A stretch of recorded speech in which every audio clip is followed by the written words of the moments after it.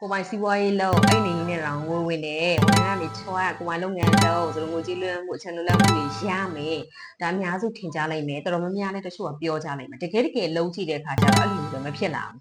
တကယ်တော့အဲ့ဒါဒီမဟုတ်တယ်ဆိုတော့ကိုပိုင်စီးပွားရေးနဲ့ဝန်ထမ်းနဲ့ဘာကွာလဲလို့မေးရင်ကိုပိုင်စီးပွားရေးကကျတော့လားစာမရှိဘူးဆိုတော့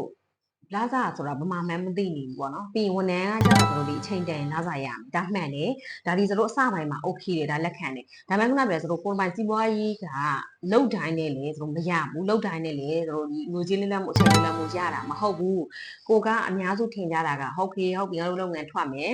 အားလုံးမှာရင်းနှီးတစ်ခုရှိတယ်အဲ့ဒီရင်းနှီးလေးပစ္စည်းတစ်ခုရင်းလိုက်မယ်ပြီးဆိုင်ဖွင့်လိုက်မယ်ဒါအရင်ရိုးရှင်းတယ်ဒါမှမှန်တယ်ဆိုအဲ့လိုမျိုးကလုံးလို့ရတယ်ဒါမှရှစ်ဆက်သွားဖို့ခက်လိုက်မယ်တို့ခုနပြောဟုတ်တယ်ကို့မှာအရင်ကြီးတွေရှိတယ်ကို့မှာပစ္စည်းရှိတယ်ဆိုင်ကန်းရှိတယ်ကိုဆိုင်ဖွင့်လိုက်ပြီးမှန်တယ်ရှစ်ဆက်သွားရင်ရှစ်ဆက်သွားဖို့အတွက်ကိုထင်တယ်လို့မဖြစ်လာဘူးတို့ဒီလုပ်ငန်းတစ်ခုစလုပ်ပြီး business တစ်ခုစပြီးဆိုတော့ foundation မခံဘူးဆိုကိုယ့်ရဲ့လုပ်ငန်းရေသွားလို့မရဘူး business တစ်ခုလုံးမတည်ဆောက်ထားရင်ကိုယ့်ရဲ့လုပ်ငန်းကရေသွားလို့မရဘူးတို့ဒီထင်တယ်လို့မျိုးမဟုတ်ဘူးဟုတ်တယ်သူများတွေကိုonline မှာ online မှာဆို online business လုပ်တယ်ငွေတွေရတယ်အဲ့ဒီ share တွေကားတွေဝယ်တယ်မှန်တယ်ဒါဒီသူတို့ကိုကသူတို့ရဲ့ရလိုက်ရနေတာကိုဝယ်လိုက်ကြည့်နေလို့ဆိုတော့ဒါကိုကိုယ်တိုင်လဲရမယ်လို့ထင်နေခဲ့တာတကယ်တော့သူတို့ဒီဒါရနိုင်တာကိုသူတို့လက်ခံတယ်ရနိုင်တယ်မှန်တယ်ဒါပေမဲ့ကိုက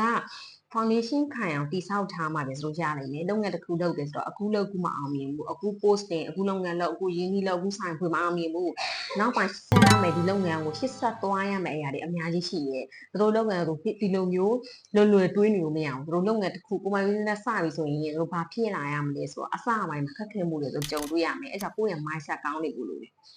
ဘာပြဿနာပဲလာလာဘလို့အရာတွေပဲလာလာဆိုတော့ရင်ဆိုင်နိုင်တဲ့ mindset ရှိဖို့လိုတယ်ရင်ဆိုင်နိုင်တဲ့အတွေးခေါ်ရှိဖို့လိုတယ်လုပ်ငန်း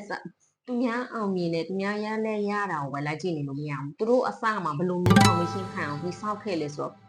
ကိုကတောင်လိုက်ကြည့်ဖို့လိုတယ်ကိုလုံးငန်းတစ်ခုစပြီဆိုရင်ကိုအနေနဲ့ကိုမှလိုမလို့မရှိတဲ့အရေးချင်းကိုမှလိုအပ်နေတဲ့အရာဆိုတော့ဖြစ်ဖို့လေးလာဖို့လိုတယ်ဟိုဒီအရင်ကလေးလာပြီးတော့လက်တွေ့လုပ်ဖို့လိုတယ်ဘာပဲဖြစ်လာရင်ဆိုင်ဖို့လိုတယ်ပြီးရင်တို့ဒီအောင်မြင်မှုဆိုရယ်ဆက်ဆက်ကိုတို့ရမှာ level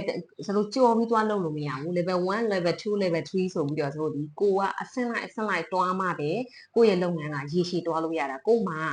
ခုနကပြောတဲ့အရေးချင်းတွေလည်းမရှိဘူး scale တွေလည်းမရှိဘူး knowledge တွေလည်းရှိဘာမှမရှိဘဲနဲ့လုပ်ငန်းတွားလုပ်လို့မရဘူး